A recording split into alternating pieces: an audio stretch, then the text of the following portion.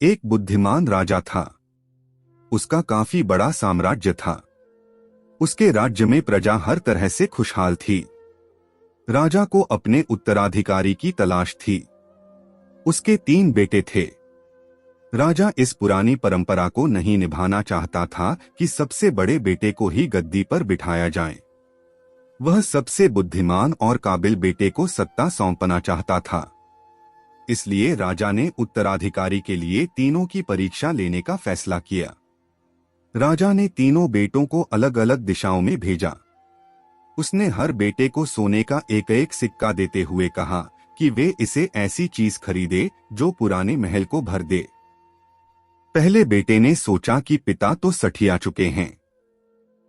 इस थोड़े से पैसे से इस महल को किसी चीज से कैसे भरा जा सकता है।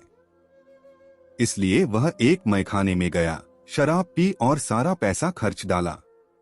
राजा के दूसरे बेटे ने इससे भी आगे सोचा। वह इस नतीजे पर पहुंचा कि शहर में सबसे सस्ता तो कूड़ा कचरा ही है। इसलिए उसने महल को कचरे से भर दिया। तीसरे बेटे ने 2 दिन तक इस पर चिंतन मनन किया कि महल को सिर्फ एक सिक्के से कैसे भरा जा सकता है।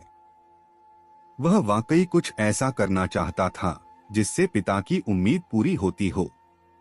उसने मोमबत्तियां और लोबान की बत्तियां खरीदी और फिर पूरे महल को रोशनी और सुगंध से भर दिया।